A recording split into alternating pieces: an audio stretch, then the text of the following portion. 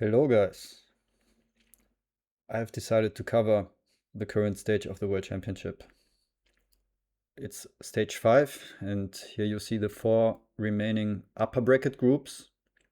There are still some, I think 16 lower bracket groups, so there's in total a lot more players still remaining in the tournament.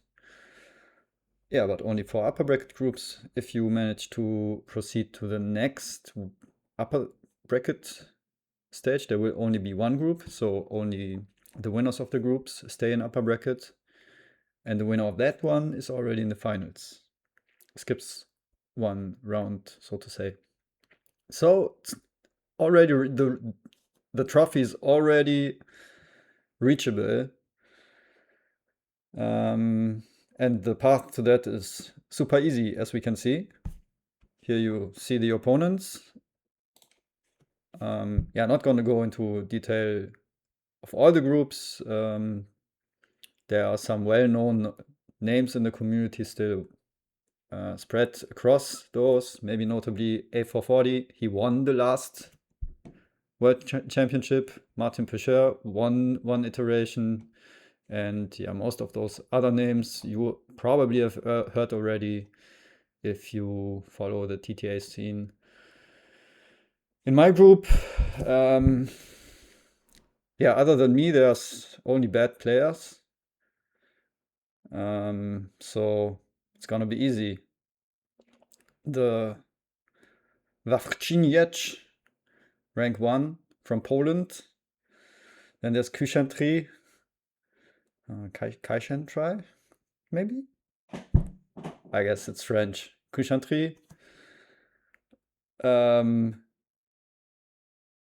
He was a finalist of the last entry also, of the last World Championship. And then there's Dantes Inferno.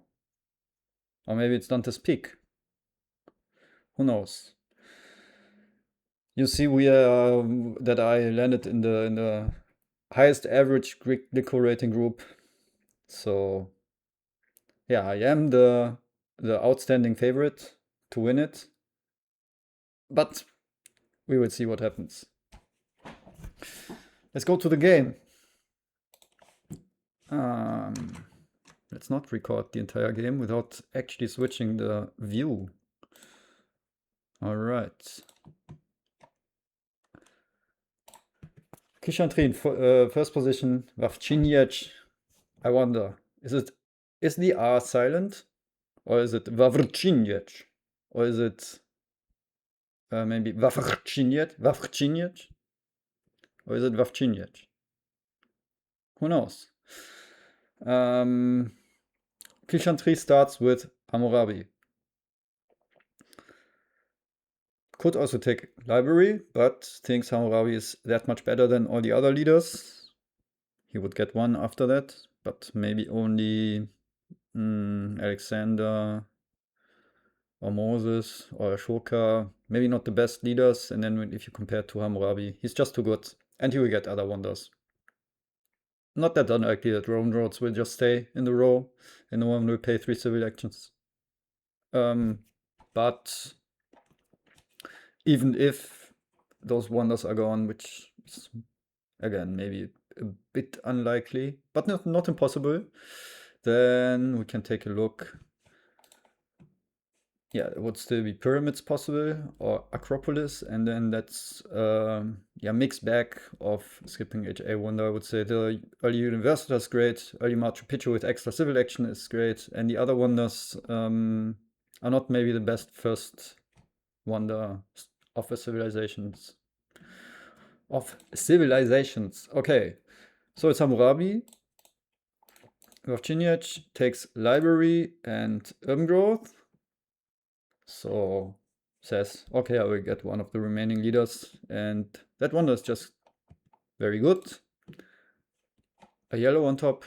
Good start for both of them. I'm in 4th position here. It's generally considered to be the weakest position in 4-player games.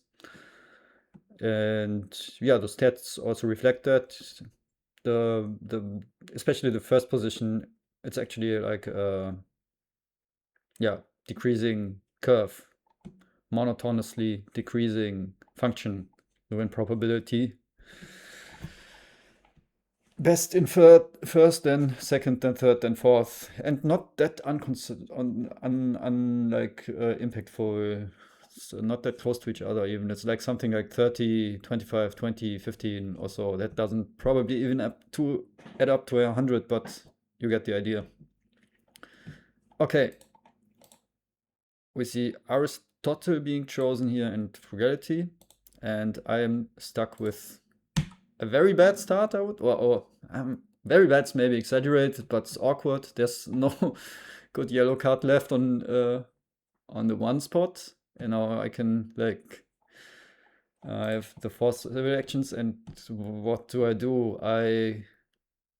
If I take a leader, I can't do nothing else. And yeah, I can take 1 card for 3 civil actions. And then I have to consider whether I even want to take this patriotism or not. And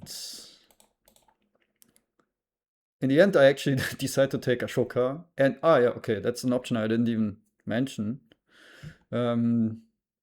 But it does float a civil action. It's Ashoka plus patriotism. I think I really considered to just take a wonder and not take the patriotism. I had too many cases where it bricked my hand and made it awkward, and way too few cases where it was actually even remotely playable. But I think with Ashoka, it's just the color and it's fine. So yeah, that was my start then. I think it's not impossible that one of those wonders will be in the deck or the pyramids or yeah, just one of those other wonders here. So I didn't want to commit to a wonder here. And also maybe if I don't do that, I might end up not getting leader even. I think if we look at it more closely, maybe it's possible. Yeah, or it's actually forced that the leaders are gone. Yeah, so maybe I had to take the leader here.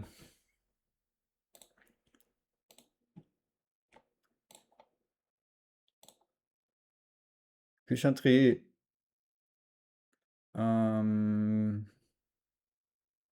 Elects Hammurabi, takes the Roman roads. It's here on 1 civil action, especially if you have extra civil actions, such a good wonder.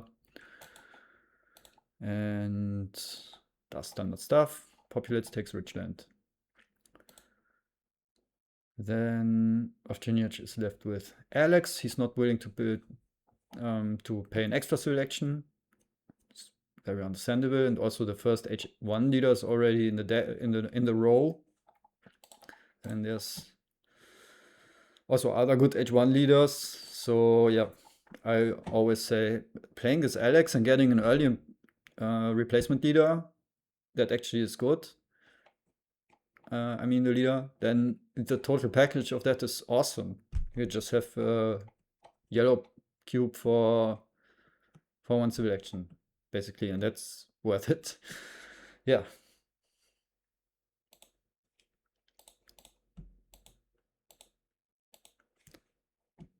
Place the extra philosophy opener because he had urban growth. So Dantes decides to pay 2 civil actions for Pyramid rather than 1 civil action for Colossus. It does have Aristotle, so there's a bit of a synergy here. Definitely understandable that he does that and does standard stuff.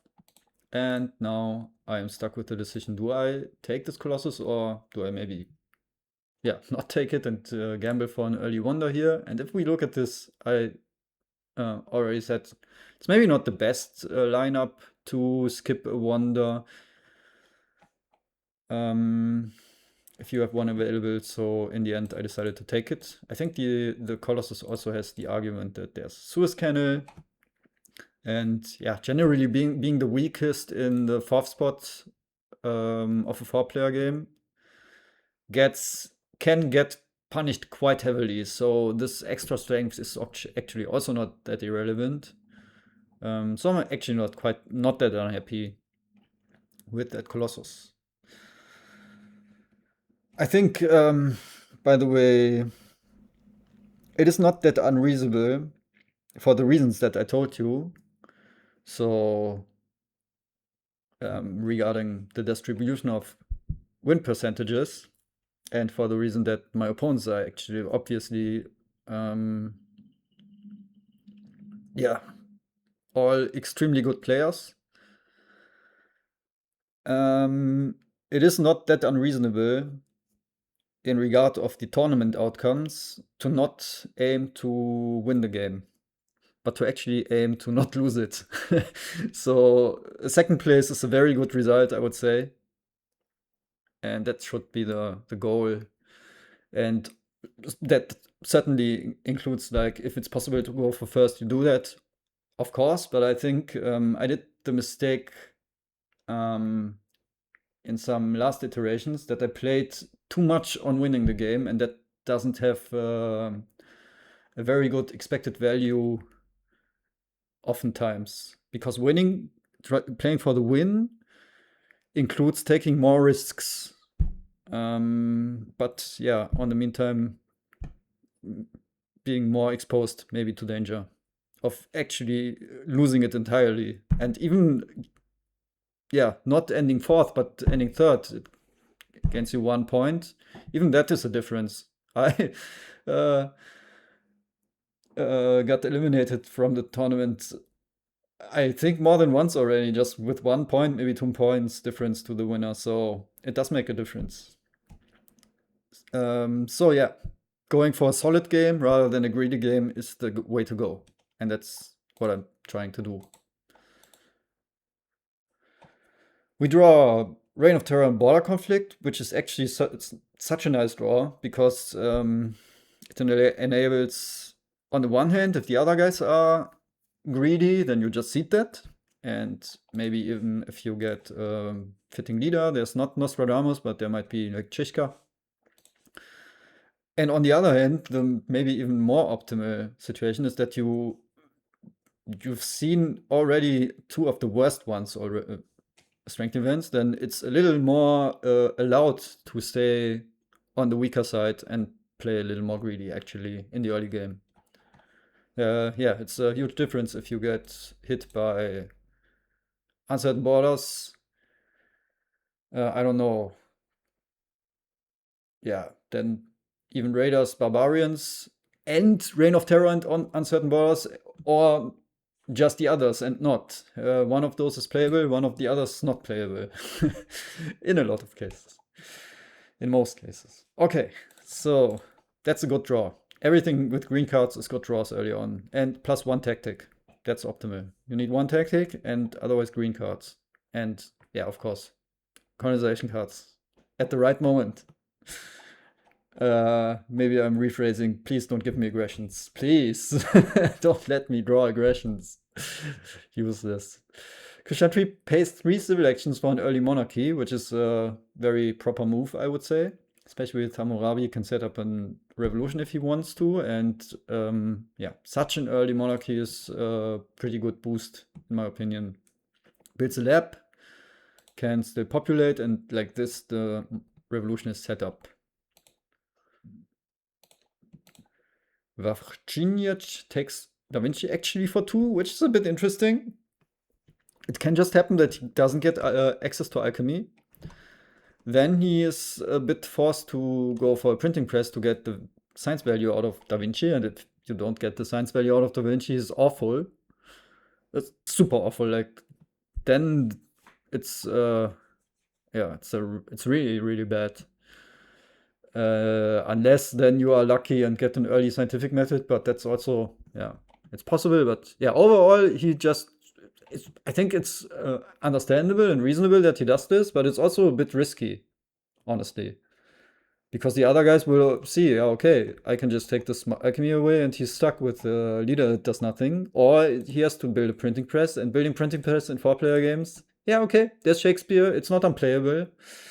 I would be interested to see in him going for that if the situation arises.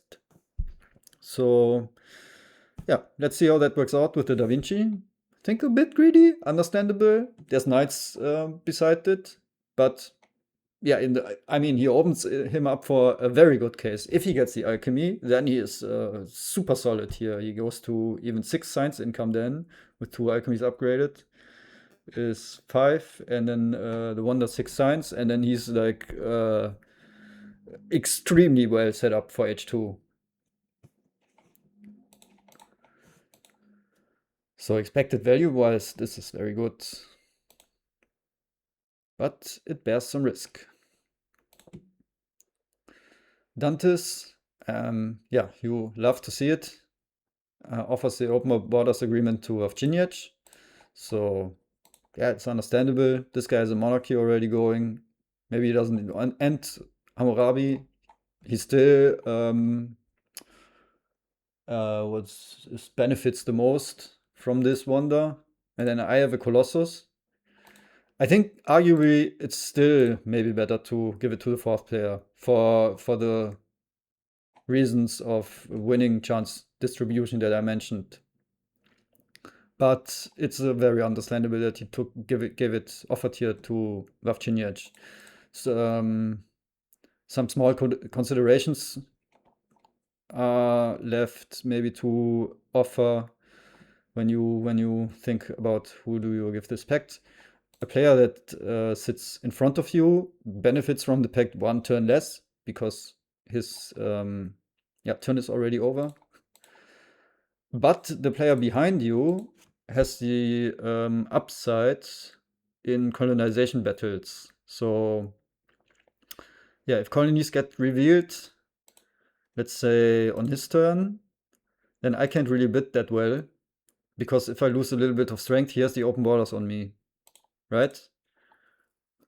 So he has an advantage on me regarding this. And like this, he has the disadvantage regarding that. And it's actually not that relevant, I would say. Some colonies will always get revealed in 4-player games. It's super rare that no one is willing to see the colony. So it's not relevant, yeah.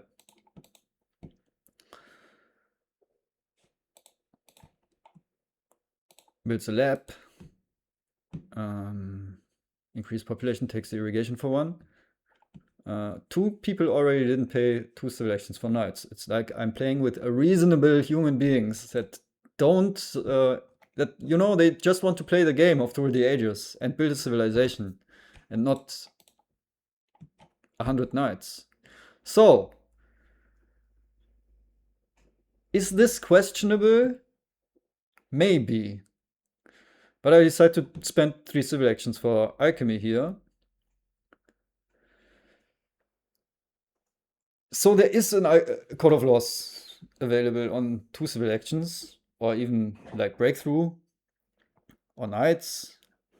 Let's see, I don't even know what the last civil action is, because I can imagine that I just take knights and then have 3 colors. Yeah. Yeah, what would the alternative be? Would be like to take Call of Laws knights and build the philosophy. But with this play, I have a very good. Early alchemy is super good in 4-player games. It's maybe arguably even better than iron. And I already have it. There are a ton of here early HA events that enable me to just build the alchemy next turn. So there's trade routes, development of science, development of civil life that says, okay, you can develop it, and then I can just build it because I have a lot of rocks. So yeah, in the first, and the cherry on top is that it's a bit, it puts a bit of the scale in regard of whether he gets an alchemy or not a bit away from him, maybe. So I think I agree then. Of course, this Code of Laws looks juicy, but there's 2 copies, crucially, compared to the 2-player game.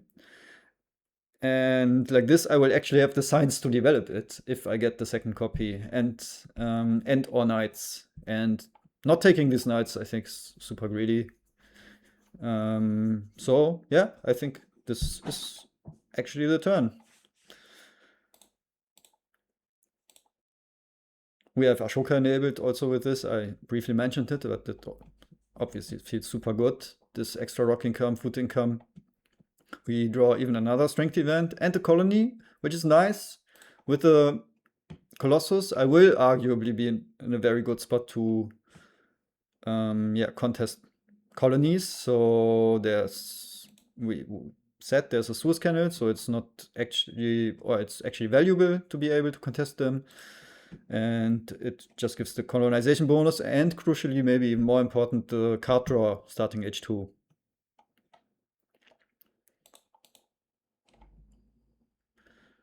Krishnatri does decide to go for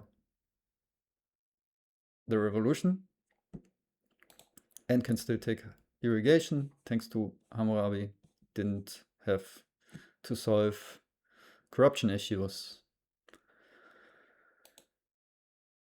That means Ovchinich gets Code of Laws on 1, which is pretty good for him, but there's no alchemy in the row.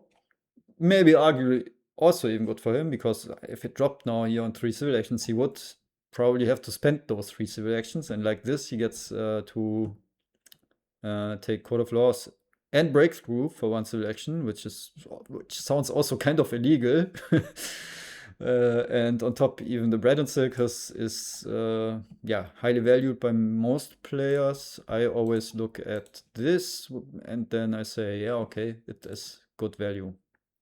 Otherwise, I would say it's like meh, but sometimes necessary. And like this, it's definitely good value. Quarter in the deck is what I just checked, unless in case you missed that. So yeah, that's an almost illegally good turn. Then there's a development of trade routes. Very glad to see this. It's exactly what I needed. Maybe just a development of civil life would be even better, but I will not complain. This is exactly what I hoped for with the other turn. Dantes goes for upgrading 2 farms and takes the other copy of Bread and Circuses.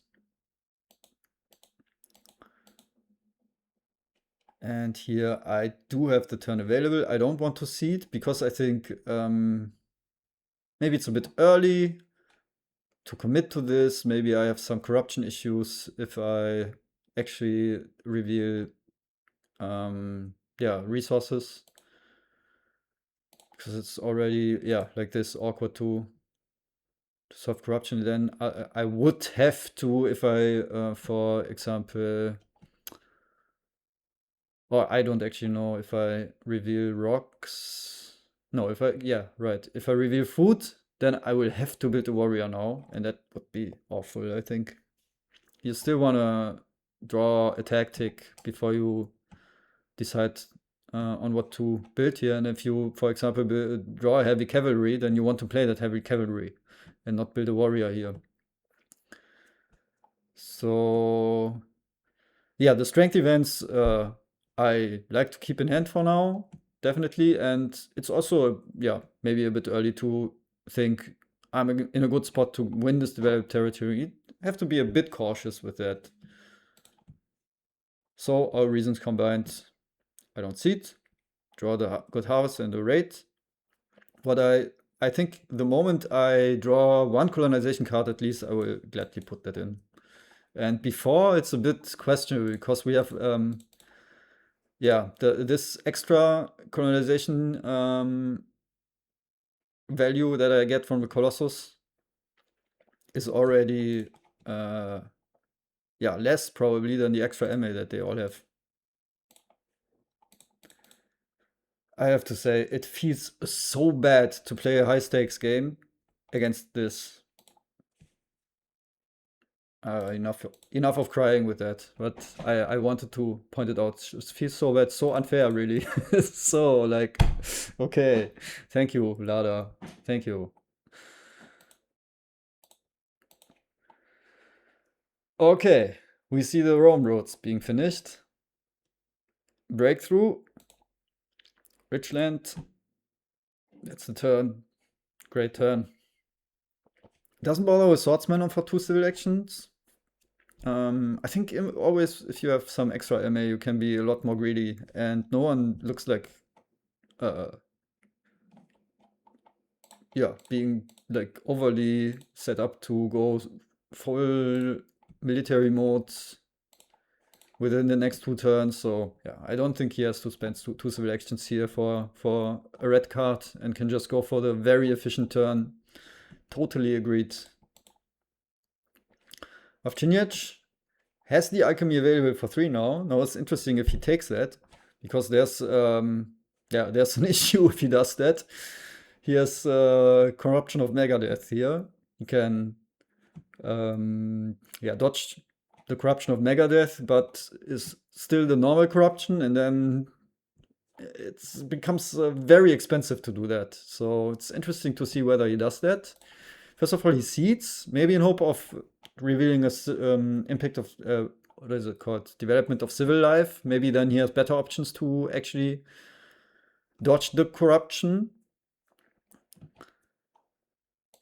Reveals the free religion, and yeah, he goes for swordsman and builds an upgrade swordsman actually, and decides not to go for this alchemy. Yeah, he barely with this turn gets out of corruption. He could have also just built the library, but it's maybe a nice timing for this swordsman push. And if we look at it, there's a great wall also in the deck. Then building swordsman becomes extremely efficient if you get your hands on this wall.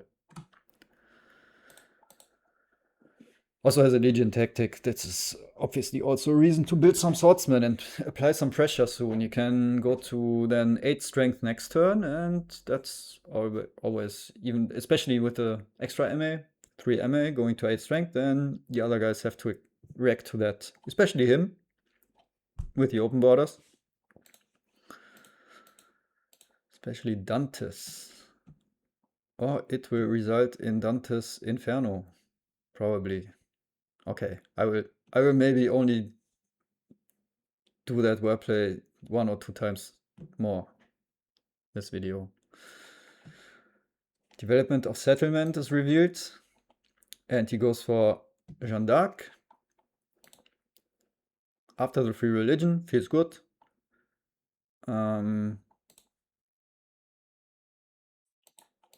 Does not bother with the knights. Also thinks, okay, well that's it's an interesting small mistake here, because he lost 1 science. He had Aristotle, yes. Yeah, these things happen. I didn't even realize that during the game. Why doesn't it say? Yeah, Aristotle retires. Yeah, okay. He replaced Aristotle and then took the alchemy. Yeah, these small things happen, even in such high stakes games.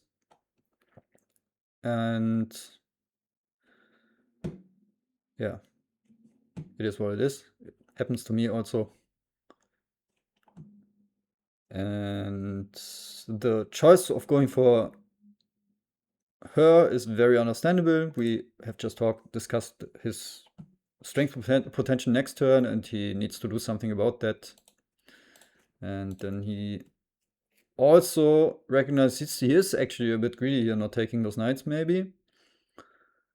He also realizes the value of this alchemy, and we see the other copy in the row, actually. That means if Krishantri takes this alchemy, then Vavcinic is actually stuck in this situation where he has no leader, more or less. He will give 1 rock every second turn or so. So that is extremely likely to happen. So I think it's a pretty good turn by him to take this alchemy. But it's a bit greedy not to take knights. The swordsman could be gone until the next turn. It's the second copy. Relying on her extra strength from religion solely can definitely be a problem.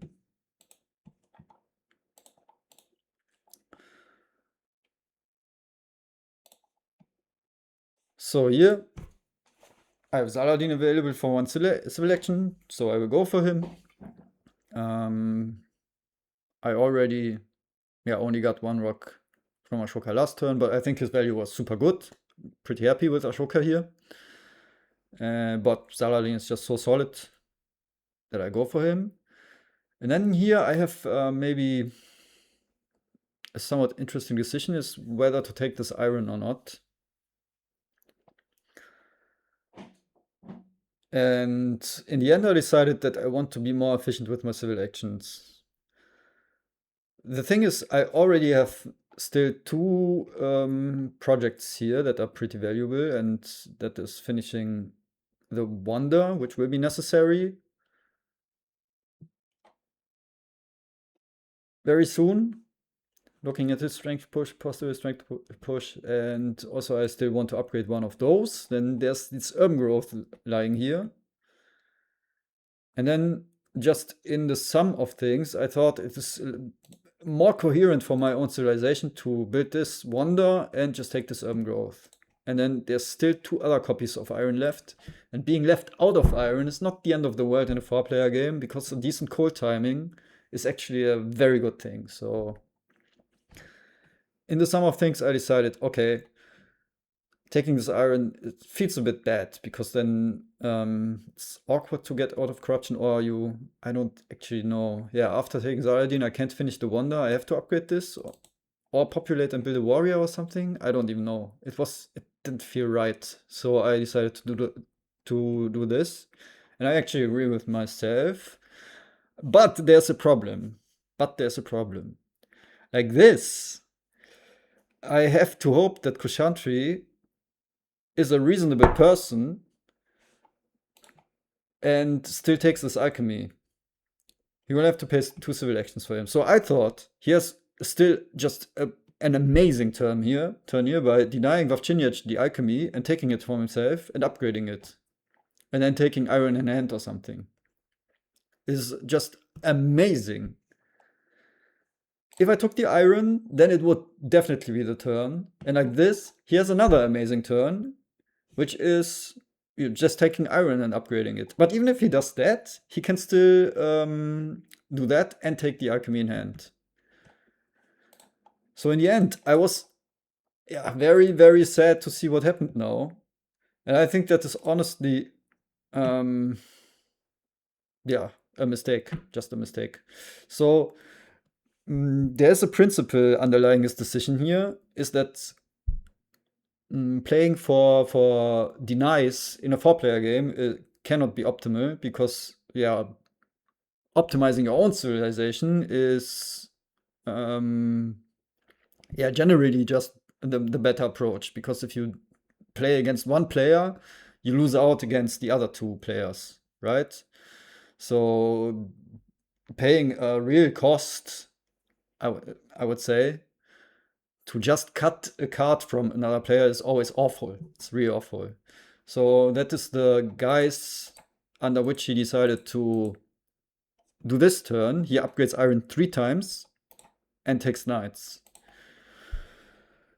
Yeah, but arguably, I think if he just takes the alchemy, he can still upgrade iron once, or, as I said, upgrade alchemy twice.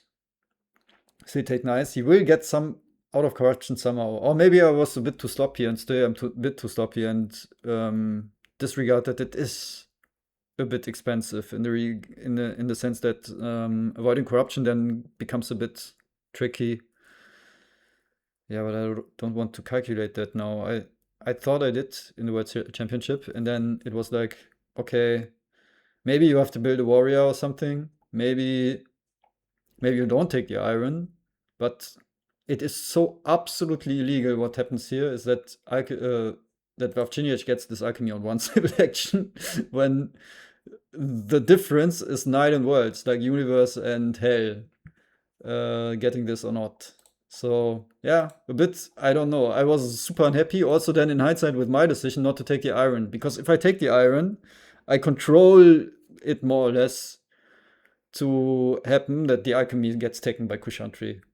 So like this, I didn't. I think I had very good reasons, and then this happens, and that feels like super bad.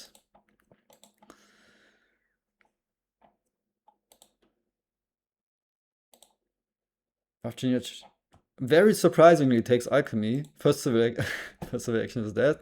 Finishes his wonder. He wants to be. He could also go for the alchemy, but I think he wants to be available to get another wonder next turn.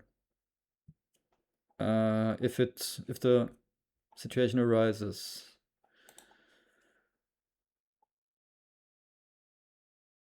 He wants to be done with this wonder, so still takes warfare in hand, and his position is like so extremely good now that I would actually bet quite a lot that he's in the winning spot already. I mean, a game is long and things can go back and forth in through the ages, but there are some game states going out of H1 where I'm very confident someone is in the winning spot, and yeah, very often that is true. And I would say this is already the case here. Yeah, I mean, slight spoiler, this game will be still interesting to the end. There will also be very interesting decisions involved towards the end, but he's definitely in a giga good spot that I would take sign any day. Still manages to build the warrior, goes to 7 strength and applies, even while having a perfect civilization running, applies pressure on the other players militarily. Development of politics is revealed. Dantes takes the swordsman. It's also yeah, okay. I mean, Kushantri would have had to pay 2 civil actions for the swordsman, I think, and he had really better things to do. So his greed, more or less, was not punished too hard. At least he does get swordsman for 1 civil action here. Develops code of laws and builds 2 warriors because he cannot afford developing the swordsman. Has a fighting band for himself and is very safe here. Even with 9 to 5 strength, he has 4 MA, cannot get aggressed. And the fighting band is a very nice tactic for seeding purposes. I did seed an event now here. Sadly, I have no clue what. Can I remember? I can't honestly remember it. It's obviously not the developed territory, that much I can say. Yeah, good question. Let's actually look at it. I mean, it's not that irrelevant, right? Is it this turn then? I think so. Just have to click a bit. Just not too much. Knowledge of the ancients. Okay. Did I see that?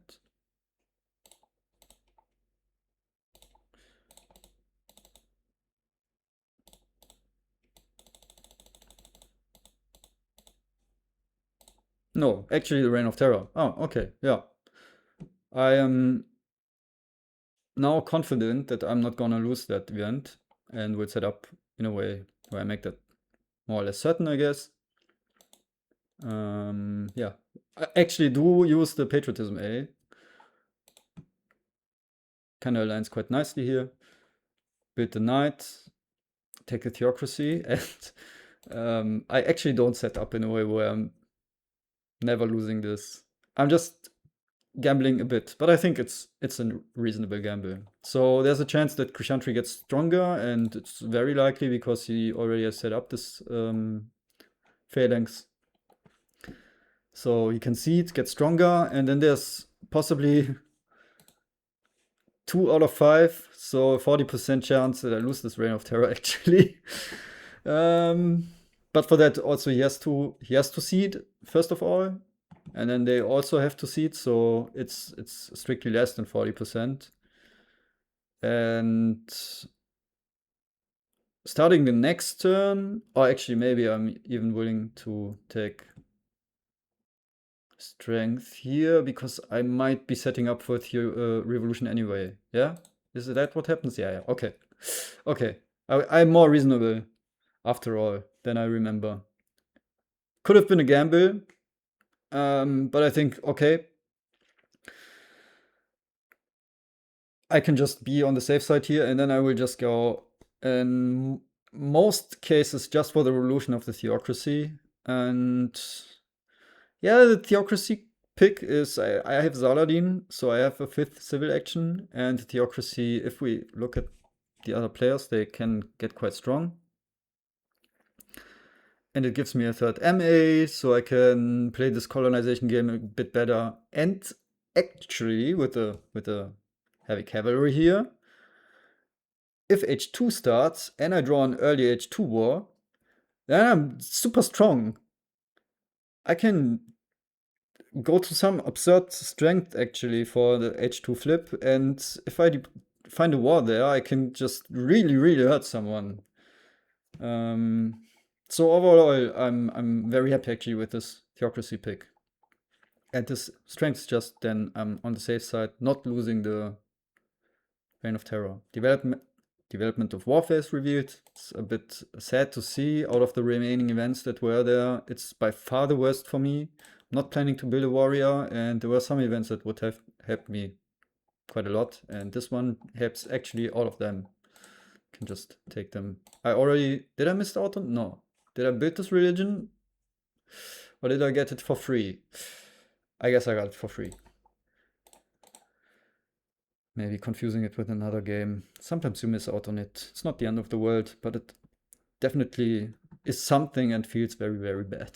And this free warrior feels a little less bad, but in this case, it's actually doing quite a lot, I think. So, real sad to see that. Chantry goes for the phalanx, takes Engineering Genius and the Universitas, which puts the Great War on 2 civil actions. I mentioned it. If you bid some swordsmen, this Great War becomes extremely valuable and generally good in 4-player games. So now it's an interesting question whether Wawczyniec is willing to pay 3 civil actions for it. And if he's not willing to do that, maybe he doesn't even have to, because Dantes still has to finish his wonder. I'm not taking the Great War with this. He can't take it, so he can just take it next turn, probably. Yeah. And can maybe take iron this turn, start upgrading alchemy with masonry. Not this turn masonry, but soon then. Yeah, we would see. I don't remember. He reveals the Reign of Terror. Dantes is the weakest here.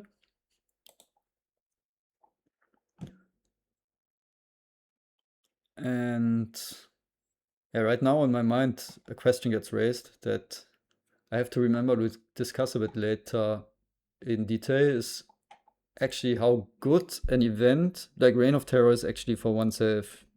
Because sometimes hurting some other player is actually not good for you. And we will see how this plays out. Let's rediscuss this question later. I mean, in a vacuum, it should be good, yeah, because it presumably hits the player that was the greediest so far. Yeah, but sometimes hurting another player is just game theory wise not good for yourself. Wawczyniec goes and upgrades alchemy once, takes the masonry, takes patriotism, and doesn't bother with the iron here. Still upgrades the warrior, bit efficiency of military action use here. Also doesn't bother with the monarchy. It's so late that, just a side note, it's not that important anymore. Pyramids get finished. Swordsman developed, so he's actually super ungreedy here. He decides to spend those military actions before the age flips on upgrading all the swordsmen. It's not the weakest anymore, but has the problem that he has now only 2+2 science and can't really develop any of those. He has a lot of food. I would be curious if he had information about rats, because that's always a huge risk. Yeah, so he looks kind of safe because there's a lot of food and can build swordsmen. Yeah, but this looks problematic, at least, that he cannot really go for one of those on the next turn. it's always like a spot that you don't really want to be in.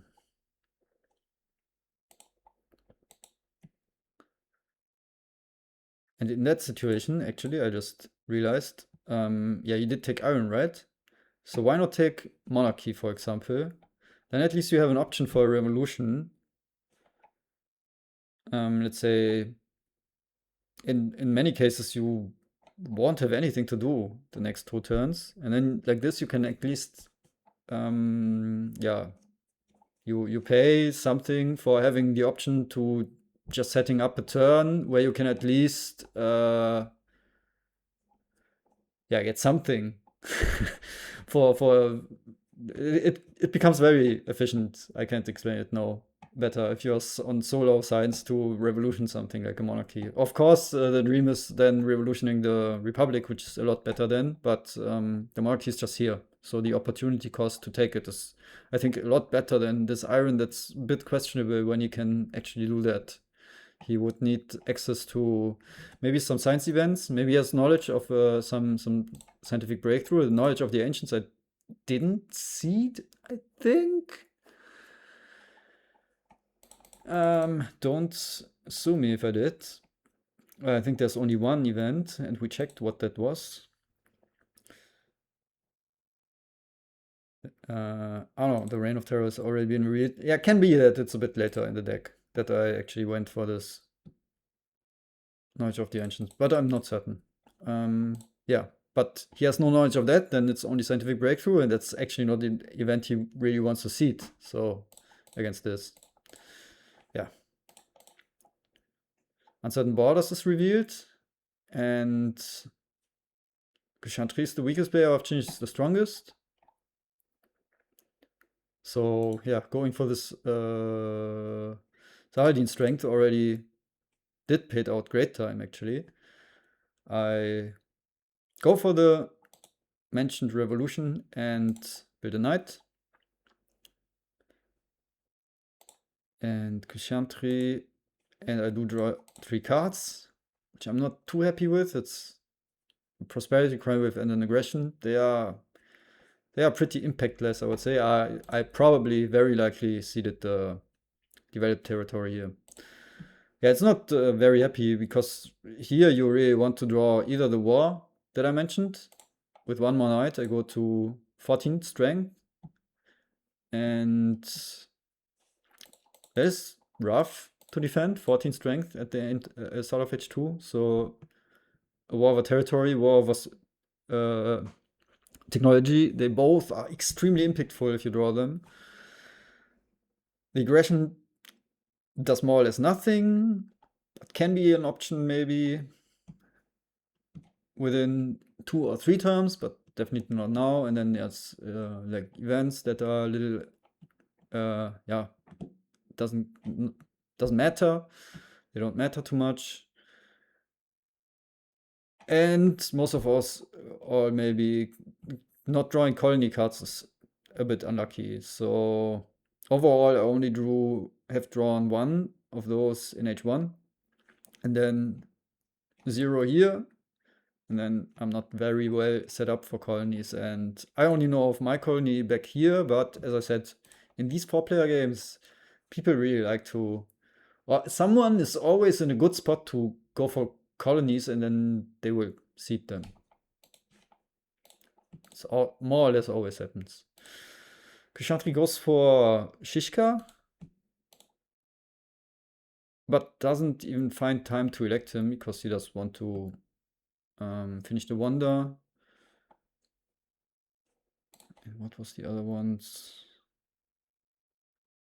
Ah, yes. Also, yeah, and maybe dodge rats or dodge corruption.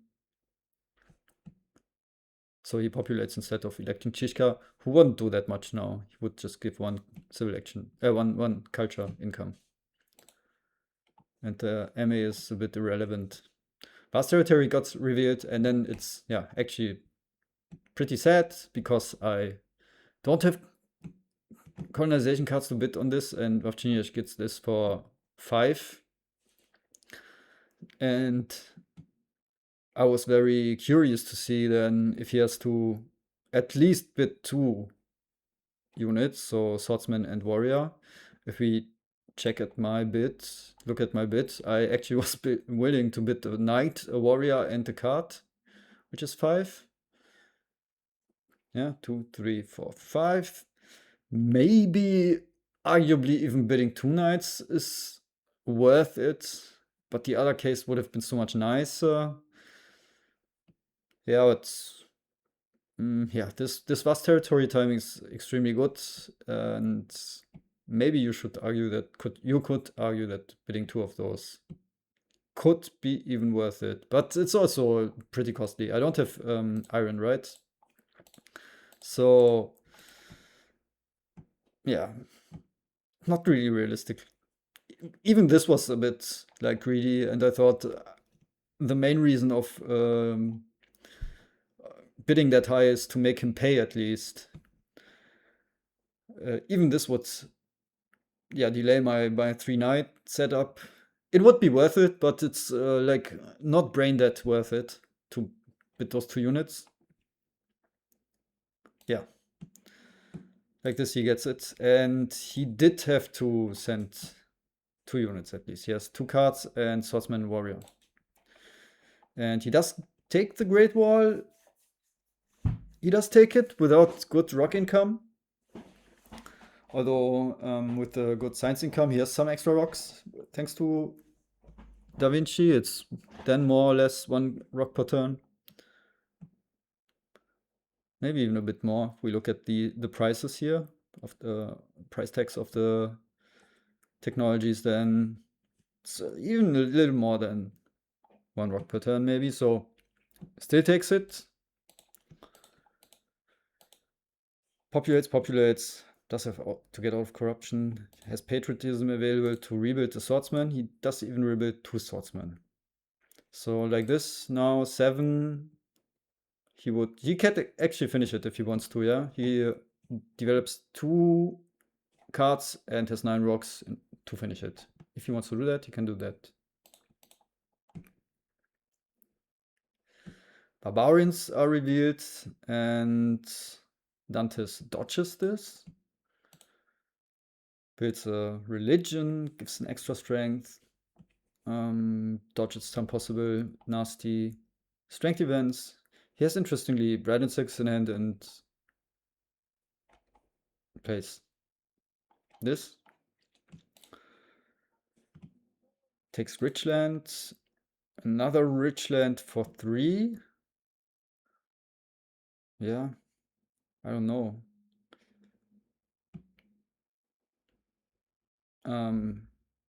When I look at this row and his situation, I think he wants to get the alchemy out first. And he has no science at all. Even if he gets it out, then he still has science problems. So I think, I mean, sure, at some point these cards will do something, but I don't see when. And if I look at this row, I have 2 blinkers here. It's a cultural heritage, it's science. It just says here, science. And then the urban growth. And all of a sudden he has something coherent here because he can go for the alchemy upgrade with urban growth. And then he has to hope to get some rich lands later for this iron. Yeah. So I think it's, yeah, questionable, honestly. Scientific breakthrough has been in the deck, so maybe it did have that knowledge. It's now 4-5-5-2, so yeah, it's also not that nice for him. I decide to pay 3 civil actions for coal here. Yeah, it's the first copy and it's contested, so there's not the, let's say, screaming at me better options than doing this. I think that's very reasonable. Since it is contested, then I build a knight and go to 14 strength and still take cartography and develop it actually. Then this is 15 strength, and if I had a war, with Saladin, I could go to 17 strength. I would hurt anyone so badly if I had drawn a war now. Actually, game losing for them and game winning for me badly. That's an insane swing. I mean, of course, drawing a war in 3 cards is also unlikely. Maybe it's like 15% or something. Just saying, there was a possibility and it can still be happen. And yeah, the cartography is, I know of one colony still, and I can imagine that there's more. So I think these two civil actions are, with 8+4 science, no knowledge actually of Dark Ages, are very justified. Like the alternatives would be, if there's 2 yellows here, maybe I don't do it. And otherwise I can choose to like take an urban growth and only or maybe just develop the coal already, but that would mean yeah,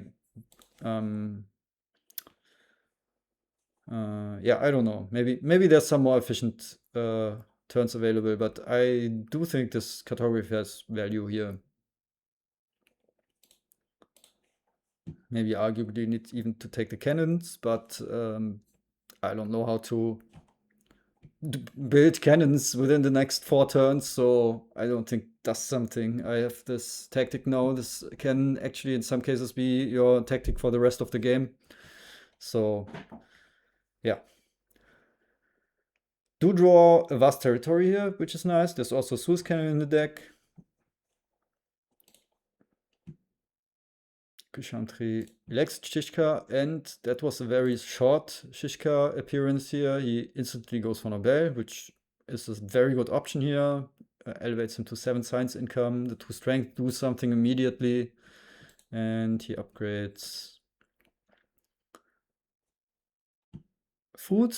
They do something. Not enough to put him away from weakest, but at least it's tight.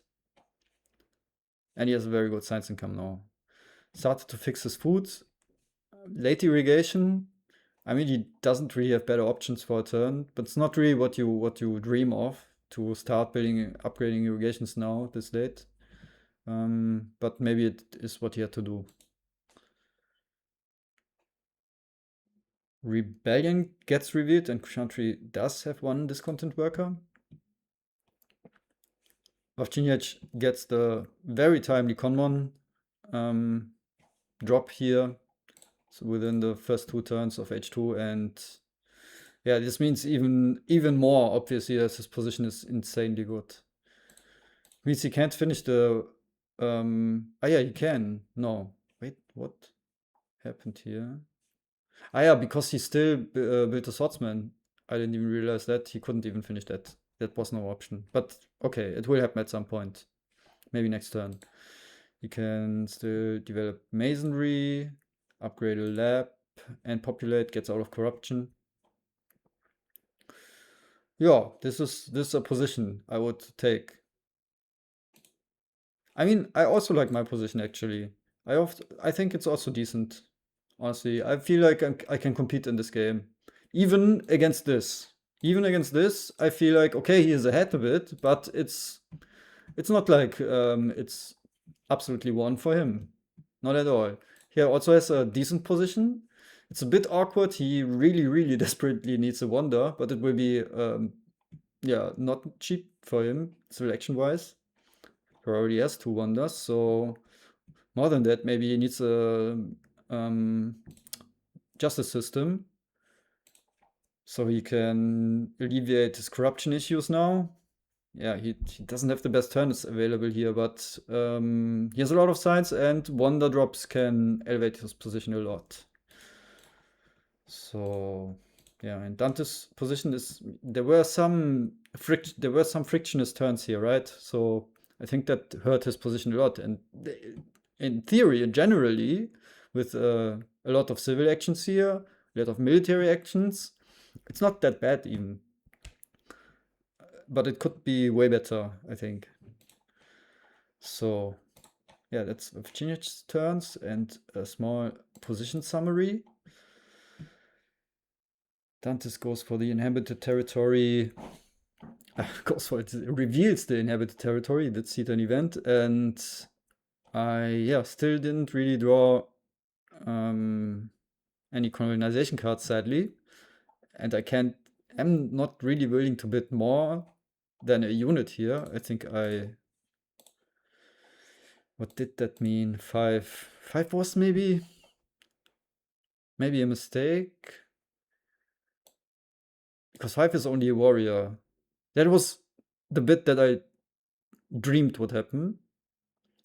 And maybe I should build a knight. Maybe it's just really plainly a mistake. But I knew two things made me decide to just build the warrior. So one thing is I knew that there's still a developed territory that I seeded. And then I can say, okay, I will get one of those wonders for a warrior, very likely. And then I'm a bit indifferent whether it's the inhabited territory or the developed territory. So more or less the same value. Maybe the inhabited territory is a bit better, but actually not worlds apart. And the other reason being is I also still have a vast territory. So this argument, moves on even to the vast territory if I'm willing to cede that and not keep potentially for the Suez Canal. Yeah, so I decided I will, hope that I get it for the warrior, because then I will also be probably willing to build a knight for the other one. Very likely. But like this, I will deplete someone of their bidding options at least and don't have to overbid for all those possible colonies here. So he got it for, who got it?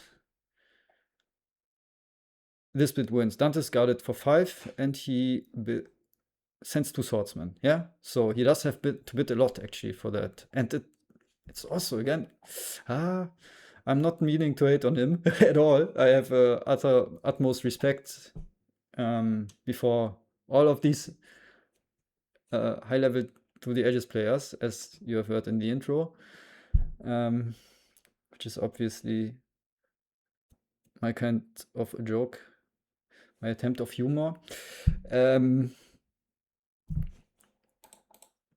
Yeah, but he has no rocks. You can't send 2 swordsmen if you can, like, that is a very vulnerable position now, and only to make someone else pay, that's not worth it. And that was the only thing his civilization had no weakness in, was like having food and access to people. So, nah, can't do that, I think. I think you can't do that. I have the burden in my reaction of knowing how the game continues. So, maybe I would not at all react like this if I didn't know how the next turns play out. But yeah, when you see that, remember then that these decisions add up and then things happen. Goes for iron, can rebuild 1. He does have a lot of cards available, but he already has shown that he has no defense cards. Otherwise, he had no need to ban 2 civil actions, 2 swordsmen. And sometimes my brain is wired very weirdly, right? How do I say civil actions here?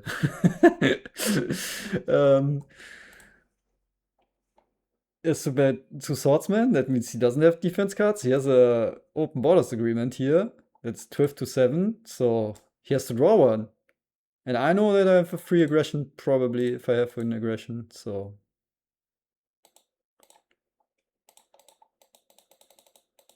I do actually, or I could attempt it, but the spy would only steal 3 signs. And on top of that, actually the argument I think played a role in not playing that. If I remember correctly, I didn't play it. That it's not maybe in my interest to kill him off, because then the game turns into whack-a-mole. Who hits the pinata the best? And it's maybe not in my interest to literally kill him off here with this spy. So I cede the vast territory. I think after I've seen that 2 territories have already been won by other people, they had to pay something for that. I'm still the only one with a tech for that, with cartography. I am now in a good position. I still presumably drawing three cards per turn. So hopefully at some point I can draw some colonization cards. And then the argument of holding it for the vast territory is a little bit wacky because it might turn out to be my only territory until then, and then it's maybe not worth it to spend building this wonder for a vast territory and no other territory than that. And then I see that also maybe I had knowledge, or I think I remember that I hoped actually for this new deposits, because that means I can upgrade coal now. Uh, I I remember, I think I had no knowledge of this. Yeah, we can look back at the video here. I didn't see that, I think. And I hoped, oh, okay, damn, there's, if I reveal this new deposits that is possibly in there, then my turn is like a lot better than the other options I had now available, because I can then upgrade this coal, which I do. I also get access to the selective breeding and team sports. Yeah, team sports, a card that will be necessary at some points, and also good with this Pierre de Coubertin in the deck.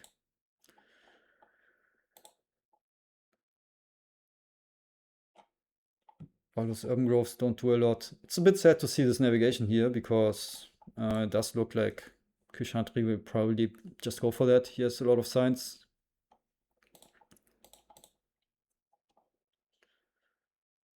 Developed territory is revealed, and my argument then wasn't even correct. I am still only willing to bid a warrior. I still don't win it. He's also willing to bid 5. So there's another person who bids 5 now also. But now it would be a bit yeah, more costly maybe. Or it's still a mistake, but maybe it's a bit more costly with the people in between to bid the knight. And then I'm not certain, that's not the entire argument, that's the warrior and cards. I think I can't even, that's the more important argument then, is that I can't even rebuild the knight. I'm not certain if I was willing to play strength event so far. I think I was cautious of this. Yeah, but not being able to rebuild this knight feels super bad. And then, yeah, the second bidding is also understandable, and then maybe in hindsight, in total, it is presumably a mistake to have not been a knight on the last territory.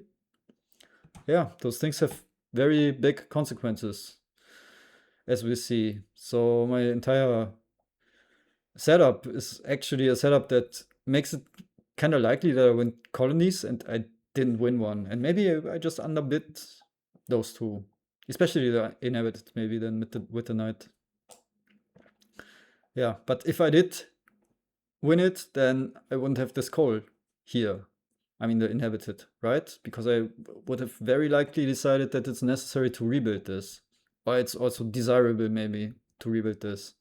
So, yeah, pros and cons. Everything has some consequences.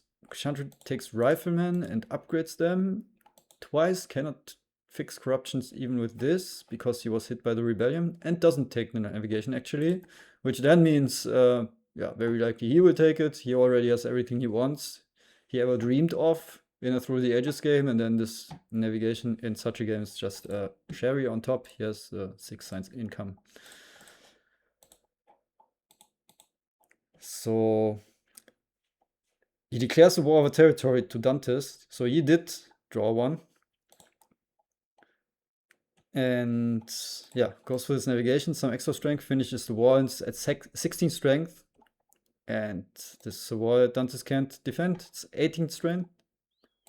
It's just like comparable to if I had drawn a war. And yes, after he paid these 2 swordsmen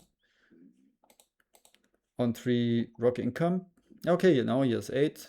The Dark Ages was in the deck, just was like maybe a bit too late to punish Vavchinjach. And Kshatriya actually loses 9 signs. That's huge. My 3 signs also hurt. Yeah, good. I mean, he's able to bid 2 swordsmen here. I think on most other constellations he would also not have more than this. So this territory actually did something, and maybe I'm just also plainly wrong in saying that it was too greedy to bait those 2 swordsmen there. Maybe it was, if I look at this now, maybe it was just completely correct. But this war is nonetheless just extremely ugly for him, obviously. And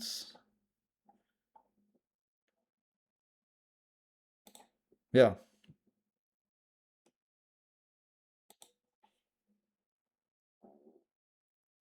The wealthy territory gets revealed, and finally I am able to win one. Here I am then willing to bid the knight. I think it's should be worth it here for the wealthy territory. I can actually just take the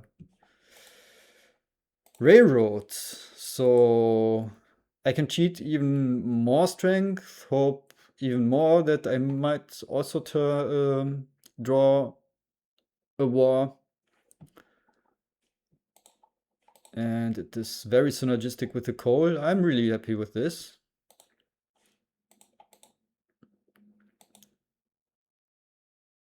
And I decide this one hurt a bit. Yeah, and I'm also not really certain if this is correct. If I look at this again, I did want to rebuild this. Knight, I could have done it with warrior tonight. Which wouldn't be enough to defend, actually. Maybe I'm a bit too afraid of that, of him saying, okay, my position is quite good, I would say. So if I'm greedy,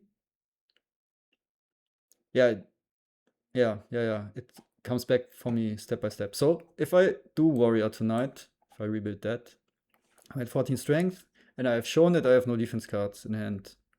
And I use 2 MA, so I only draw 1 card. So he will just aggress me if he has an aggression.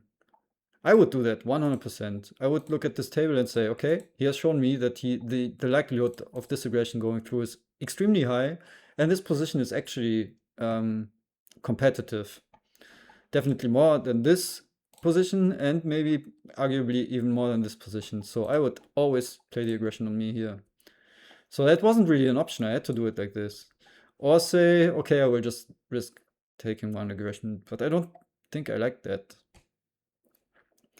And yeah, that means in the end I was maybe actually even not that happy having bid this knight after all for the wealthy territory, because in the other turn I can just upgrade this coal instead, and it turned out to cost me a lot more than I maybe realized in the moment of bidding for this territory. So intuitively, I would definitely sign that it makes sense to send this knight. And then if we look after this turn, I thought like, nah, I should have not done that probably. Because I kind of have to do this turn that I'm doing now. Yeah, sad. It's sad when it's my own fault. It's especially sad when it's my own fault and I can't blame anyone else.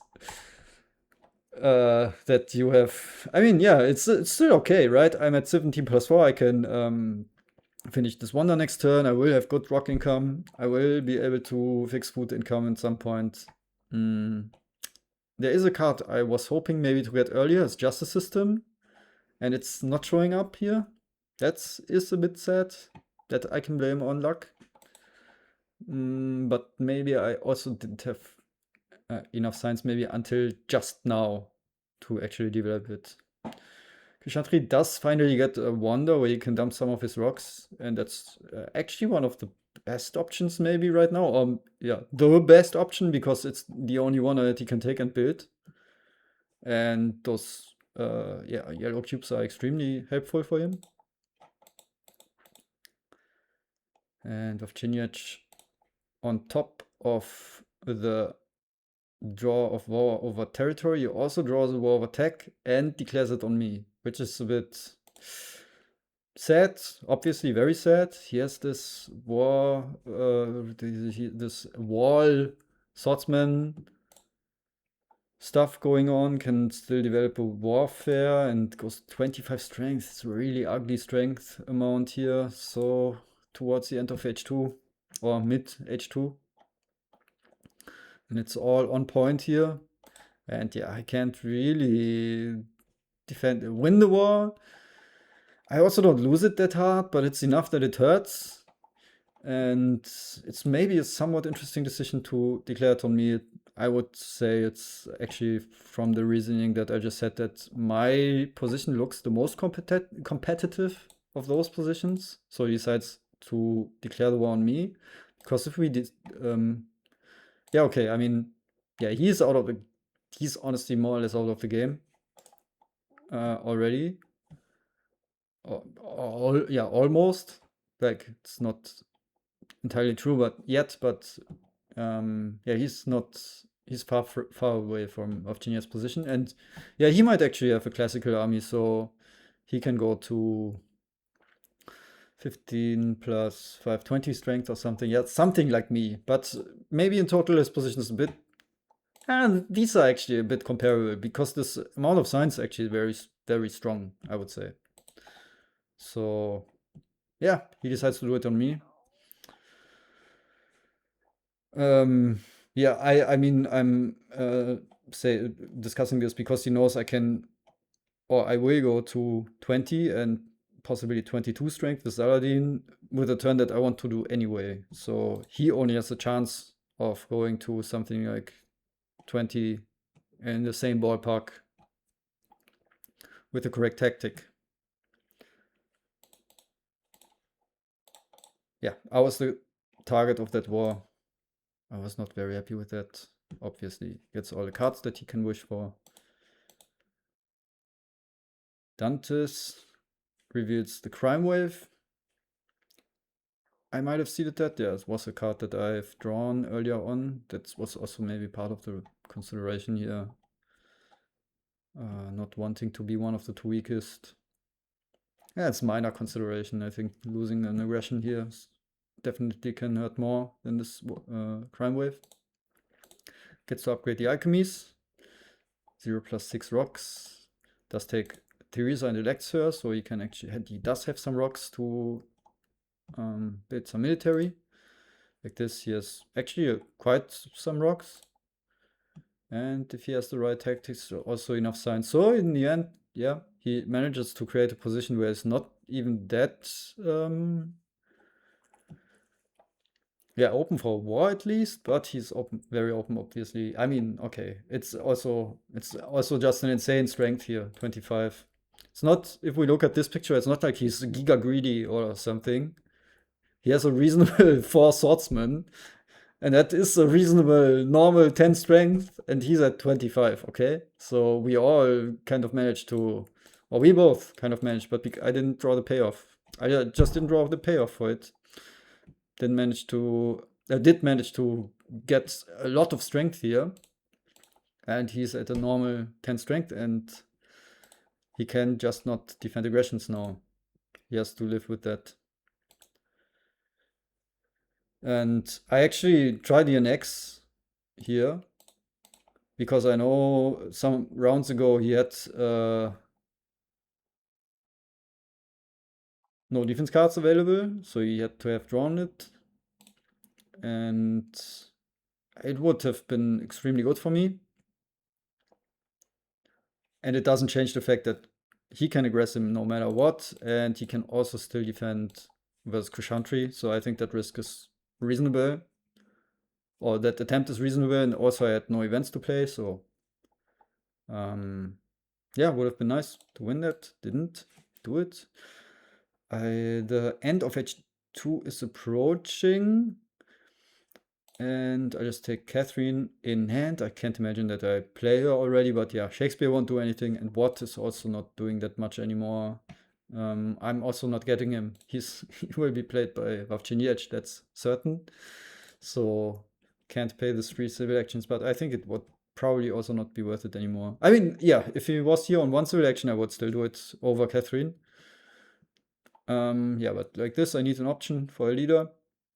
The military action will also be quite okay for me, but yeah, it's not the best option, maybe, Catherine. It's okay. I can finish the railroad, take frugality. Yeah, I don't have any other last civil action. It's also not perfect. I would prefer reserves or any other yellow card, probably, but it was the frugality that was available.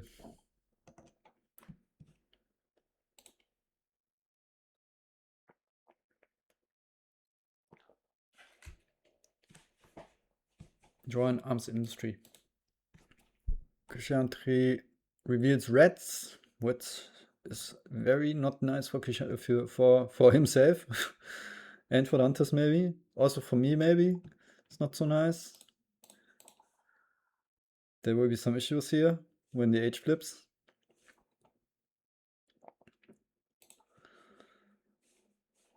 And it makes it a bit harder to solve those. Chantry gets the strategy for 3, goes for it, takes frugality. Interestingly, skips this scientific method. He's already at +7, but it's just a nice timing maybe to transition to a scientific method, and there's almost always some payoff here. It's maybe not, yeah, it's not the Bill Gates payoff, but still, Einstein. Yeah, Sid Meier, maybe not that much. This is maybe only Einstein, maybe Jobs.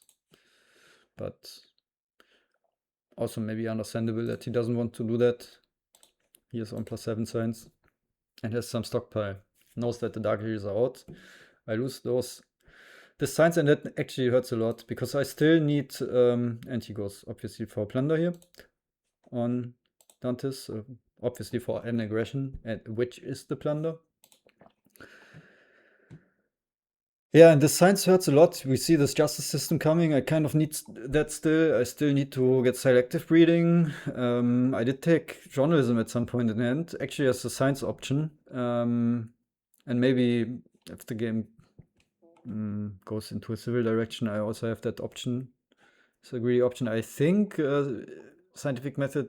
Yeah, okay. Scientific method makes not that much sense here with alchemies already. So I don't remember exactly what was the alternative to taking that in hand. I think there was not such a good alternative. And yeah, the dream is to build maybe two of those and start creating some culture income while also fixing my science bottleneck. And losing this 3 science means if I develop the selective breeding, I'm at 0+4, which is extremely not nice. I will lose some yellow cubes now, which means I also kind of need the team sports at some point, and it makes it also very hard to ever build a journalism or even an extra alchemy is kind of hard to build here. Virginia goes to for James Watt, upgrades the coal 3 times, basic stuff, calls it a day. Dantes offers me an international agreement, and I will gladly accept that. Organized religion. Another swordsman desperately tries to get a bit stronger. In this situation, I am very happy actually to have the spy available. I had 2 spies actually available and discarded 1 at some point. I was very sad that I've done that. Yeah, I mean, at this point, it is turned into whack-a-mole, and this 5 science is just too important to pass up, and I take that. Yeah, Catherine, go for selective breeding. I need to be able to populate. I'm also, again, I have this bottleneck now. I don't take the justice system in hand because, yeah, this cannon is super important. And I needed to upgrade twice in order to be able to populate. And then also paying 7 science for justice system doesn't like solve my civil action issue. I think I rather have to hope for an early civil service drop, or even communism drop into revolution, or maybe in some case the fundamentalism drop into revolution. And those are realistic options to get more civil actions. This justice system is like too little too late, I would say. If I had a very good science situation here, I would still do it probably. But like this, I think it's correct to just ignore it. And then the cannon is just important, maybe in h3, to have some options militarily. I do have this Napoleonic army, I already had it, and that might actually be a setup where I can realistically go for some reasonable strength amount with that. Chantry has another war of attack, which he declares on Dantes. Builds 2 riflemen just and goes to 22 strength. Develops architecture. Okay. He also goes to disband philosophy even and build another knight. So he has used all of his MA before the flip of the H. It's interesting. It's it's an interesting decision to disband it. I think the war would have been devastating enough without this, but it says, okay, I have more or less enough science for what I want to do in H3 anyway, and the science income is not as important as this efficiency military action wise right now.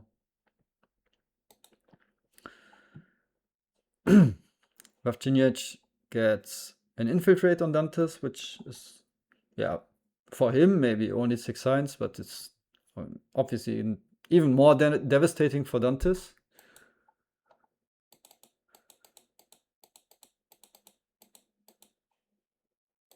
And here, bit interestingly, I was not happy with that. I will not try to be to phrase it in a way that he had to resign, but I was a bit sad that he didn't resign. And on top of that, he didn't resign and played in pact that made it impossible, or let's say undesirable, for me to attack him. To be fair, maybe I would have still tried it, but I don't even have an aggression. And again, my H3 draw with the Colossus was very underwhelming here. Colonization cards are still relevant, and aggressions would have also been still relevant in this situation. Yes, I had some. I think I had one aggression that I discarded at some point, but I think that at that moment it was reasonable to not just hold my hand with 3 aggressions. I think I kept some important event or something, so yeah, but I'm miss out now on Whack-A-Mole, and he's willing to actually lose all of his science and the Code of Laws to Chantry. Maybe, I mean, he has a reasonable turn here, right? With the Republic Revolution. Maybe you can hope that there are no further aggressions, at least for 1 round, and maybe somehow he can consolidate it to a state where he can defend, and then he can hope. It's all reasonable. He can hope that he's so much out of contention that he can kind of sneak a 3rd place in towards the end. That there will be war over culture against someone that will be so devastating that the other player loses everything, and then since he is so much out of contention, but maybe somehow manages to get in a state where he defends barely enough, to get the 3rd place. So definitely no hate from me for not resigning here in any way. I absolutely respect that decision. I was just sad, to have this Piñana party and not kind of miss out on having a stick in the hand. I didn't have the wars. I didn't have the best aggressions. I mean, yeah, okay, the spy was also pretty impactful, but it was not nearly as much then in hindsight as the other guys gained from this. Yeah, I don't have an aggression. It could also just be reasonably possible that he has this one defense card, and it wouldn't even be so obvious if I wanted to try this. I do have some impacts that I want to seed here. What did I seed? I'm not willing to rewind now. We will have to look later. It might be that it was already the impact of culture. Yeah, if it was an impact, it might be impact of culture. It's totally unclear if I will win this, but at least I have this journalism in hand, and I can imagine that this game goes very military heavy, and then maybe I can sneak in winning this impact of culture quite early. If we don't draw one, then I know that that was the event. That was that impact. If we still draw the impact of culture, then I don't know what that was. Something more neutral, maybe. So I play a frugality, build team sports, upgrade a mine. So my economy is good. I have some science issues. If that was a +6 or +8 even, I would be super happy actually. And yeah, maybe 2 more civil actions. Then it is super playable. But like this, the situation isn't bad, but yeah, of course not as good as this. And he's also catching up within the last few turns. I would say he also surpassed me position wise. We'll still get a Code of Lost here now and the 4 signs, which is actually a huge deal.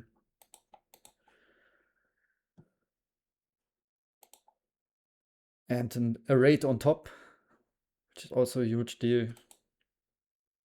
Takes to us, builds it, reveals the inhabited territory, colonizes it. And yeah, especially after this turn, he just also a better position than mine. Avcinic also gets an aggression, the plunder, and build some cannons. I was very afraid of a no, I wasn't. Yeah. If I look at this, everyone has to be very afraid of a possible defensive army, but I actually had it. I have drawn it at some point, and you're just faking it.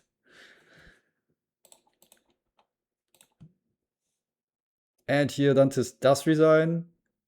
It is a very sad game for him.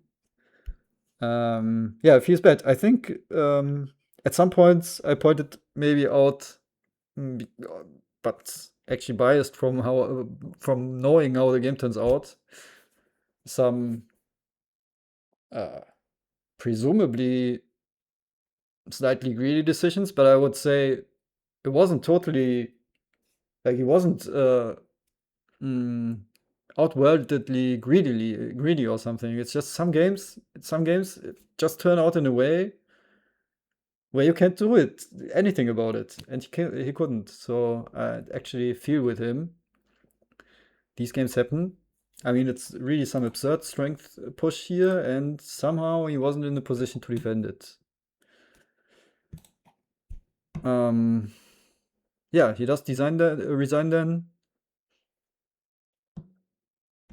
which is very understandable. And here, yeah, the situation I already said. I think I'm a bit desperate already. My main issue is the low civil action count, actually. I don't really have a very good way to solve it. I would have really loved for this card here to be a communism.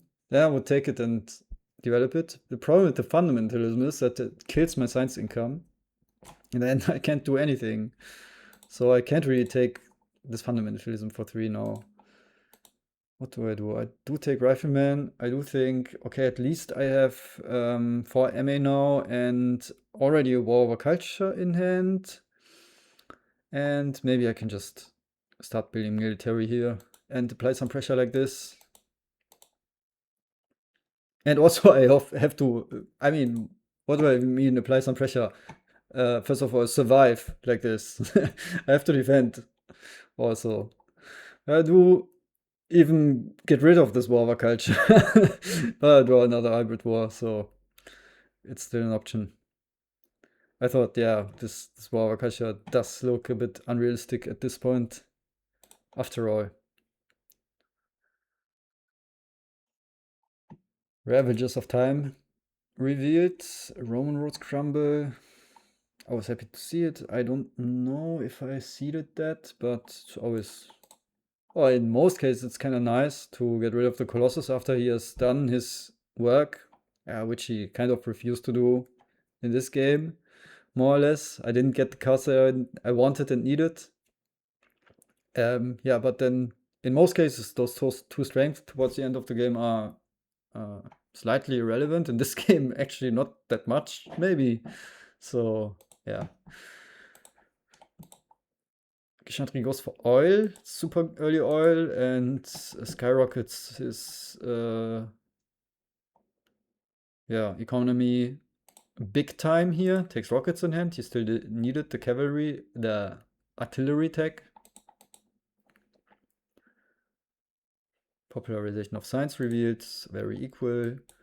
We see more cannons being built, Hollywood in hand as the big payoff option towards the end of the game. Then, yeah, the movies after the Hollywood would have been very surprising if it stayed there. So movies and ilm growth. So he actually does have all the options, right? Military options, and now he has also the big payoff already in hand. He has a good economy to just build some movies, especially the urban growth. Also, I mean, he only quote unquote on 9 rock income, so movies are expensive actually. It's like 1 movie per turn, not even. But with the right yellow cards, it's very possible to build 3 movies, or I don't know, 2 movies, 2 multimedia. There's a Fleming in the deck. And then we are talking about a 50 culture Hollywood or something. So that fitted quite nicely here. All those numbers are very pleasant to look at if this is your civilization. My numbers are also kind of pleasant. Also, just only the science issue and the civil action issue. If those 2 issues weren't as yeah, prominent as they are here, I would have calculated some realistic chances for me. And like that, I didn't even think that I'm totally out of contention yet. But